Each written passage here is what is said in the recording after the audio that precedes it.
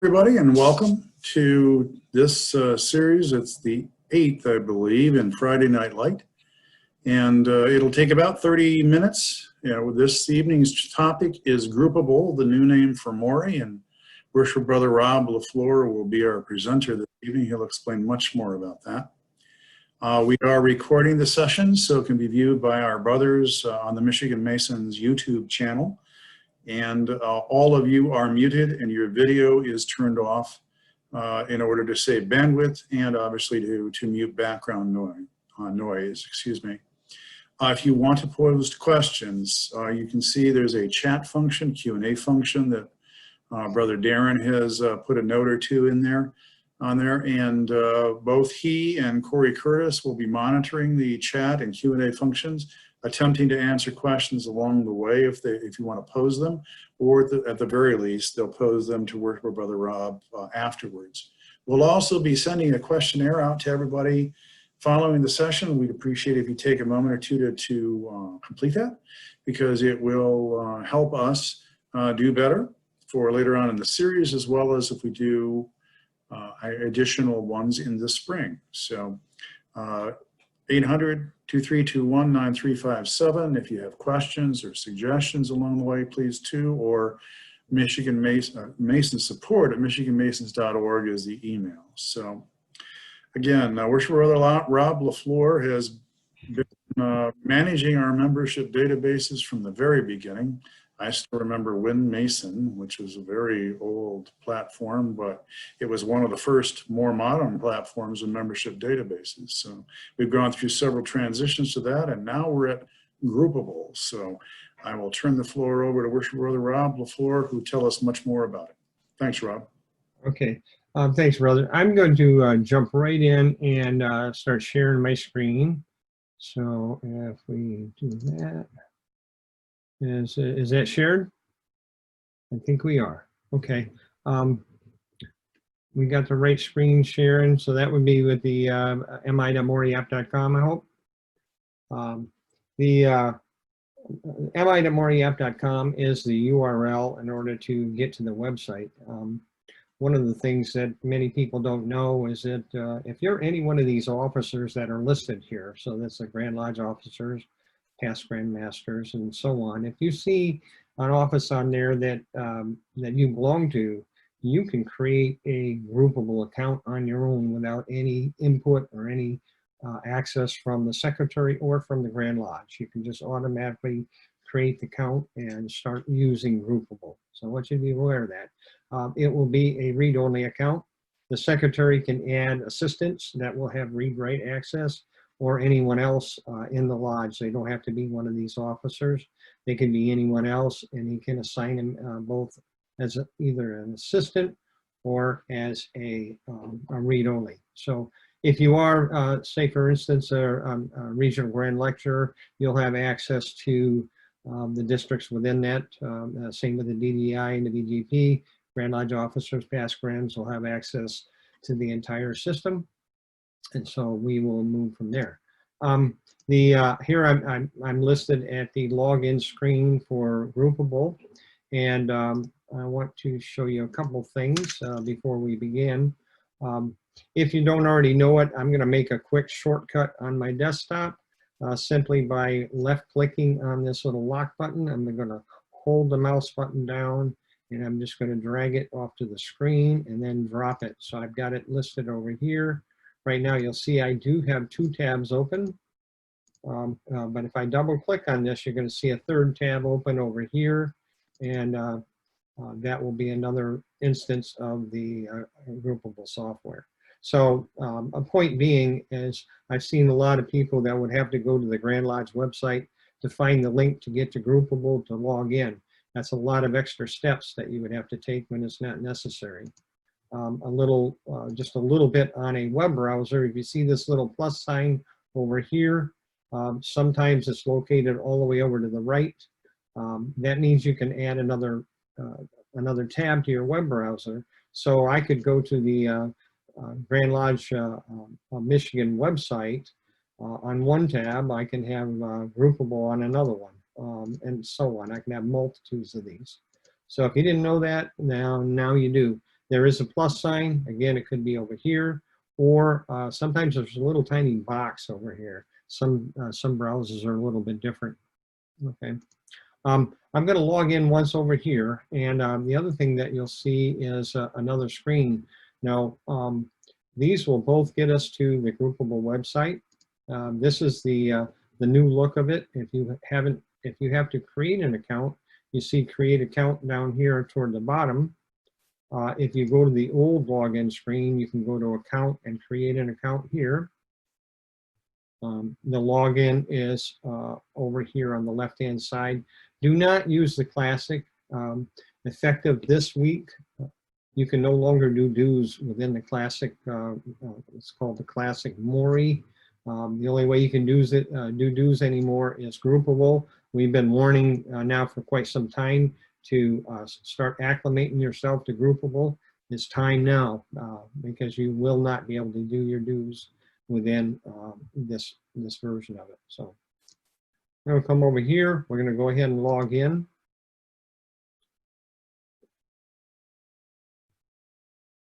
Okay.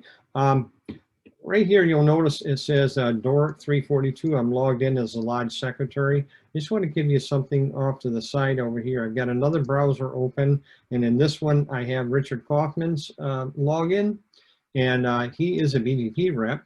And if I were to click on his name, you notice over here down toward the roles, it says district, GL read only. He also is a lodge secretary.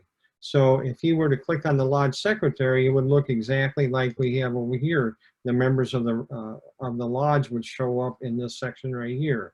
Now, as a BGP rep, we see that we have all the 5 lodges within his district.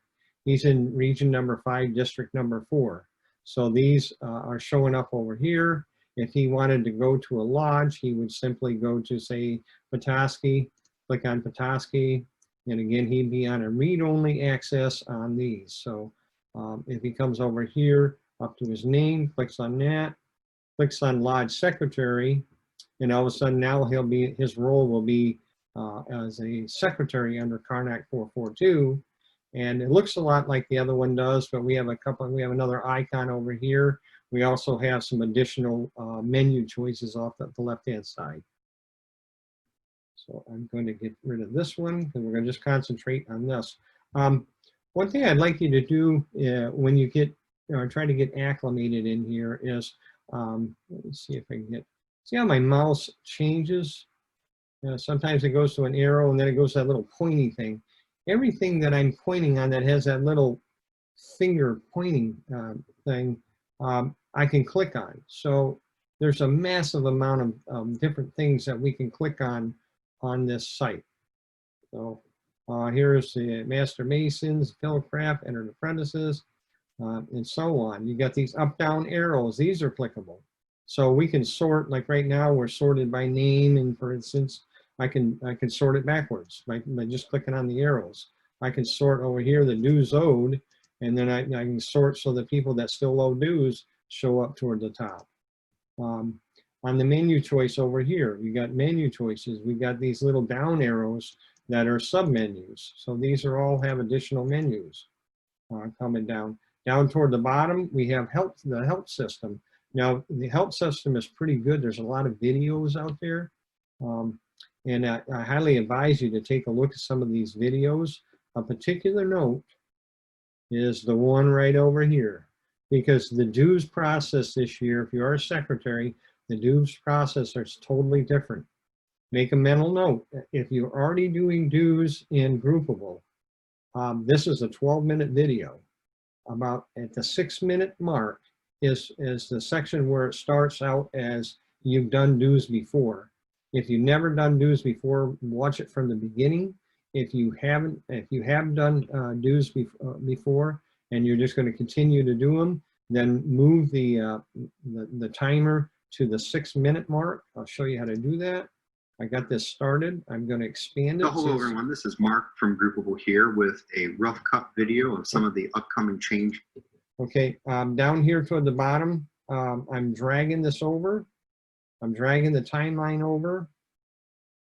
And right about in here, I would want to restart it and then restart it just by, I got it on pause, restart it, and I would want to watch that, especially if I'm a lodge secretary. Trust me, you want to see this before you call me or Darren. I'm gonna ask you to watch it if you call me, because if you want me to explain the entire thing, I'm gonna be on there for a half hour or more trying to explain things that you can see in this thing within a few minutes. So I'm gonna escape out of there. That's the video. We'll shut that off. And let me see what else we want to do next. Okay. We went through there. Okay, I'm going to look at some of the menu choices that are running over the top, on the very top up here. When you come into your lodge, or if you're a BGP rep or DDI, Grand Lodge officer, you end up selecting a lodge, you'll have a menu such as this. These are clickable. I can find out, Grand Lodge officers by clicking on the Grand Lodge in Michigan and looking at the officers. I can look at my regions, districts, and then right here, now we're at the Doric, okay? And in here, I want to see my lodge officers, or any lodge officer. So don't think that you can only see your lodge, you can see other lodges, and we'll see that in a little bit. Okay, we go to officers, and within the officers, I've got all my officers listed over here. I can click on a name and I can find out his contact information, phone number, email, etc. On the left-hand side, I have the information on the lodge itself. I've asked the Enable Labs, they're the developers of this software, to give us a Google Maps link, someplace either up here or down toward the bottom. If I scroll toward the bottom, I do have a map. I do have a map of the location, but if I want to go to Google Maps and I want directions or something like that, I ask them to give us a link over here. So that should be coming in the near future. Interesting thing right here, we get calls about this. Your tax ID is listed right here. The other thing is if you happen to notice that your lodge is not sitting in the right location, if I start zooming in here and I say, well, wait a minute here, my lodge is over here, you can let us know, and we'll try to get this latitude and longitude correct for you.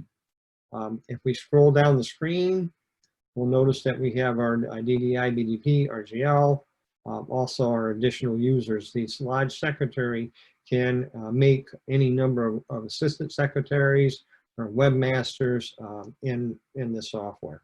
Okay, not going through that right now, but I just want you to be aware of it, that a lodge secretary has that capability. Undeposited funds, if you have a list in here, I'm skipping these two because of timing. I don't have time to be talking about them or going through them. Undeposited funds, if you are a secretary and you've got a large number listed in here, then you might want to get a hold of either Enable Labs or Darren or myself to explain how that works. I'm going to show you a brief thing on how that's done here in just a moment. Dues and arrears, so anybody that owes dues will show up here. These little icons, only if you're a lodge secretary or an assistant secretary show up. But if I wanted to pay my dues, I would, David owes $10. I would click on the icon. I would simply click on this plus mark. I would click on enter in the $10 and I would post it. And then if I wanted to find somebody else, I would come in here and I would just start typing a name. Name would come up. He paid his $10. We'll type that in there. We'll leave it as cash. We'll post it. And if I went back to home,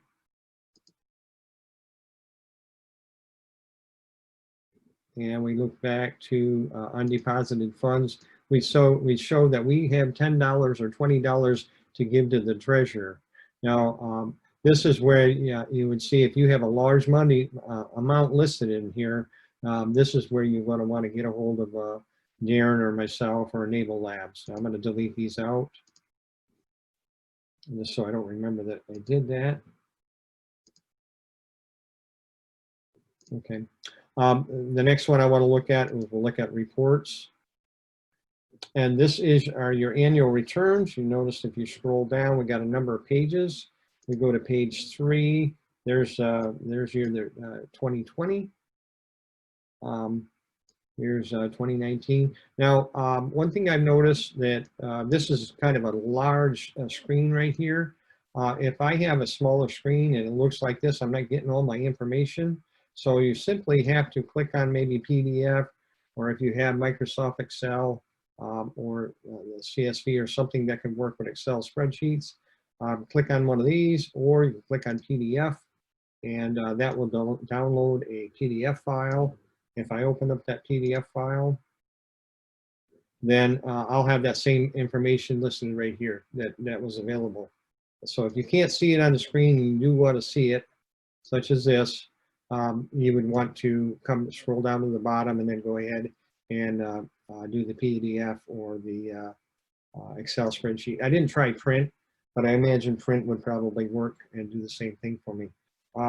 Certificates of election, I'm not sure why they even put it on this screen. Financials reports, a very important one. This is actually 990 reports. I wish we could get this renamed 990 reports, but for right now, it is listed as financial reports. So here is your 2019. When you go to do your 990s next year, there'll be a 2020 listed in here. It will show open over here, and it will not have an end date over here, I don't think. I'm not sure how that works. Actually, not sure how this part works right here as far as the end date. If this is the date that we closed it or something, I really can't tell you that right now. Back to the home screen.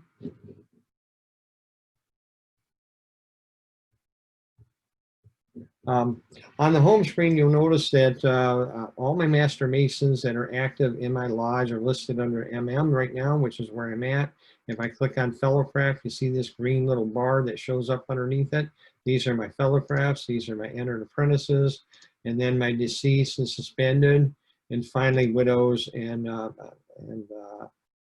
candidates and such. So a lot of times I'll start out here because many times as a secretary, the only thing I need to do is I need to get a hold of somebody in my lodge. So I'll do a quick search right here. Now I'm in this search here. This is another search. We'll go over that in a little bit. If I'm looking for somebody,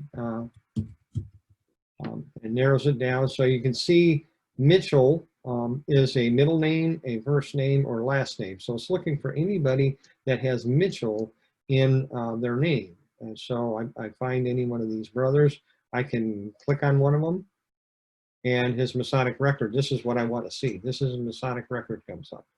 Okay. All right. I've got the contact information over here. Go ahead and take a look at things in here. If you are a read-only member and you click on the pencil, it's going to give you an error message. Keep that in mind. If you want a printout of his entire Masonic record, click on Print Profile. And when we open that up, I've got his entire Masonic profile listed here. So you'll have access to all the data. You just won't be able to go into the individual. Now I have, because I have access to read-write. Let me show you, let me pull up my record here for a second. So if I come in here and look up my name and I pull up my record and I click on the pencil, then I have access to edit mode. The notes, there is a bug in it right now that is not working. So if you are a secretary that's using the notes, keep that in mind. They're aware of that. We will get that fixed. Phone numbers, if I needed to change a phone number or update an email address, if you're a secretary, you're already familiar with how this works. I'm not going to explain it. I'm just showing you that this is how you would get into adding or editing a record as far as a secretary is concerned. Now, we're going to go back to the home screen and look at some other ones right here. So I go, SAT, so Satterley, I go Brown. So this is how I can find a lot of my members. There's other ways to find it, and we'll go through that in a little bit. Again, I got to watch my time. The secretary is the only one that's going to have these little icons over here. So keep that in mind. Those go directly to to paying the dues. We're going to come up here now to the top of the screen. So, and just so just as a reminder, if I'm looking for my fellow crafts and entered apprentices, I can't type in their name here. I have to click on fellow crafts and then either select them or search for them. Up here is a whole new animal. This is a wonderful search engine right here. So here's something kind of neat. If you ever got a phone call from somebody and you don't know who they are, and you let the phone ring, and then you just maybe you don't answer it, and then you say, okay, now who is that guy? If you put in that phone number and do a search, if they're anybody, I mean anybody in our entire system, they come up. You can see this particular phone number belonged to John Dooley. Another thing that we can do is look up a member of my lodge. So I can go Robert Radke. So again, instead of going home and then looking up in the middle of the screen where we were doing this earlier, I came in here and there's only one Robert Radke in the entire system ever, and so he comes up. He comes up immediately. So here's kind of cool. I'm a lodge secretary, or I'm a BGP, or I'm a DDI, or a Grand Lodge officer. I have access to this system. Well, Bob Conley is not a member of my lodge, but watch this. Robert Conley, his record comes up. No, I don't use this stuff. I usually just click on his name, and I have all his information right here. Now, as I said, he's not a member of my lodge. If I click on it, I get this error. This is a typical error that I get, okay? But I don't need to. What I want to do is, if I don't already have the information I have or want listed right here, what I can do is I can click on Print Profile, come down here, open up that PDF file, and I've got his entire Masonic history, his lodges he belonged to, his offices he belonged to. I've got everything. Phone number, contact, email, everything. So people that used to go to what used to be search.grandlodgemi.org, that is right here now. Now, the other thing I can do is I can look up an email address. So I want to look up R. Conley, and again, that would pull up his record. Interestingly, nobody ever had R. Conley as even part of their email address. So I can key that in by itself, and I still show it. Now, if I do something like this, and I say, well, I want to look up Williams, and I do an enter on Williams. I'm doing a search. I'm just clicking on my keyboard. Anybody with a first name, last name, or whatever will show up with Williams. So in my lodge, I've had 21 Williams. Someplace in their name is Williams. Globally, throughout the entire state of Michigan, there's 158 members with the name of Williams in there. Here's Williams Stun. So not only am I looking for last names, but I'm also looking in cities that they live in. So someplace on their Masonic record is the name of Williams. If I look over here, global, what that means is that all my deceased, all my non-actives or NPDs show up here. If you get 200 or more, it gives you this search limit. So I've got to fine tune it. Now, if I knew that, say, for instance, his name was Rob or Robert or something, I've got to use at least 3 letters. I hit Williams, then Rob, and now I fine-tuned this down.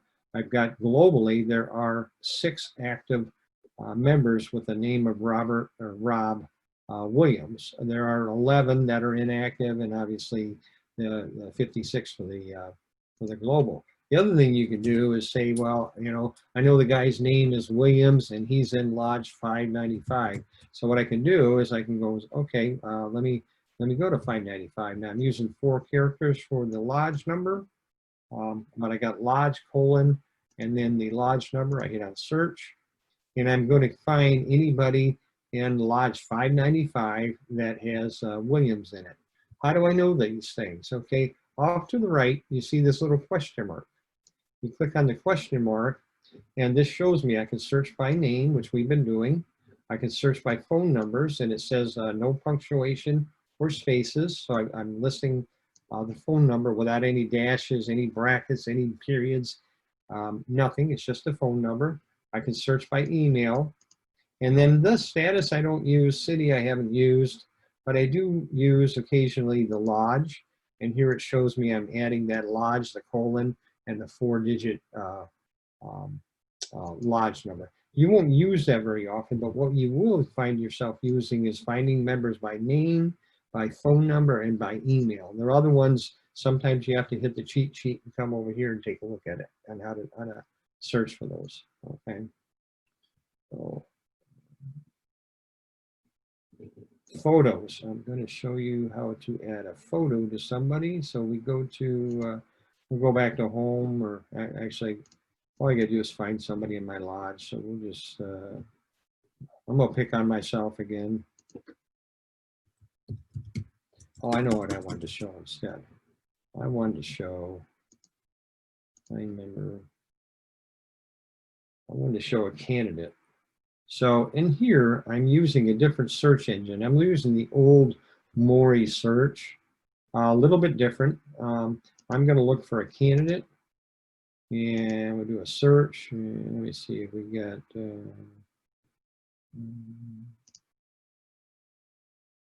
There we go. This is what I wanted to show you. So I got his petition listed over here on his Masonic record. Now I'm the secretary, so I can go into the pencil, and I can go into photos.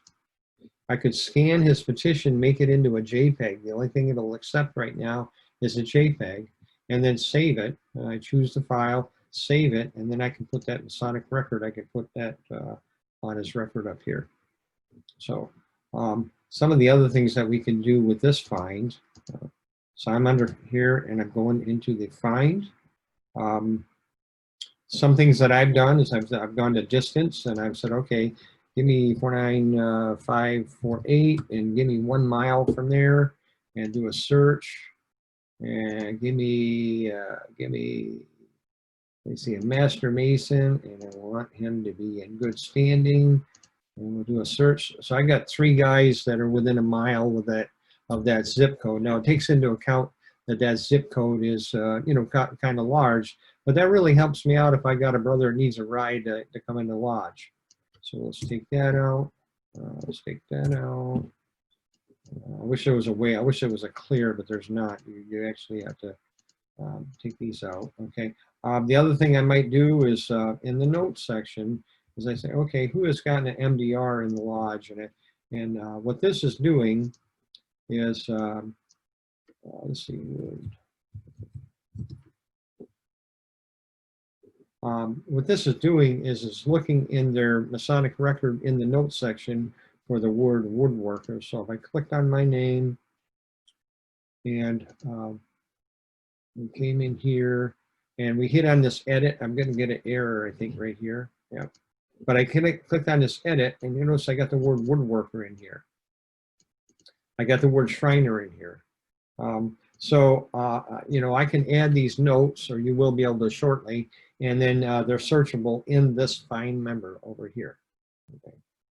I'm running out of time already.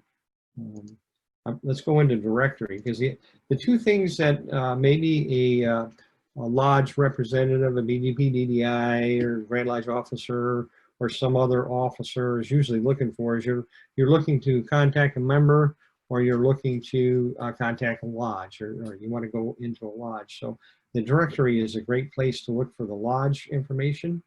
You can, this is the entire state of Michigan. So we got Grand Lodge of Michigan.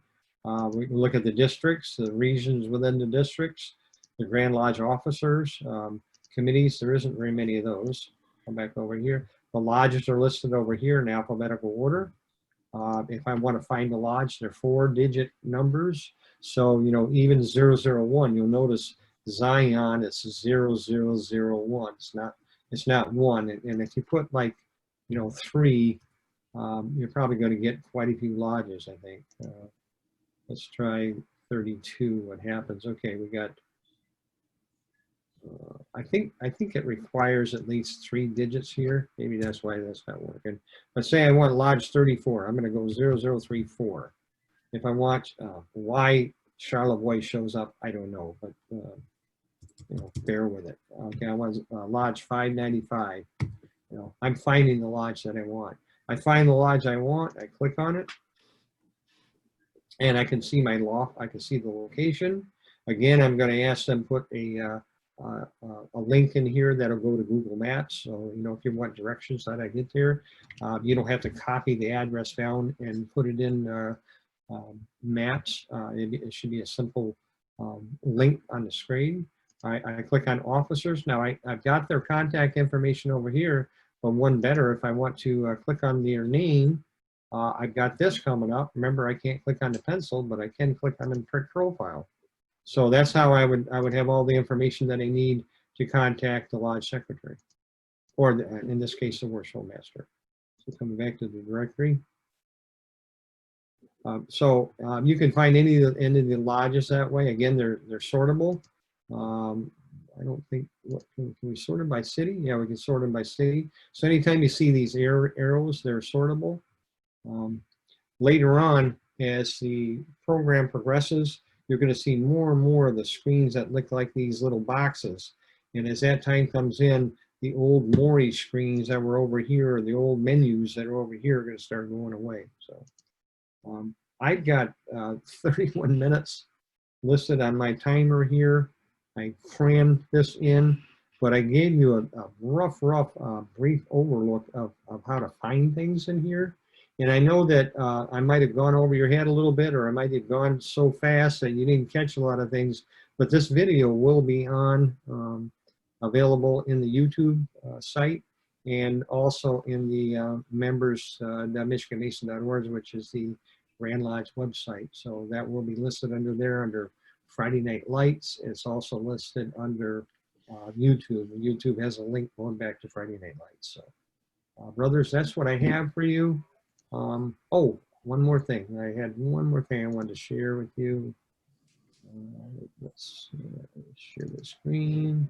I was told I had to plug this in.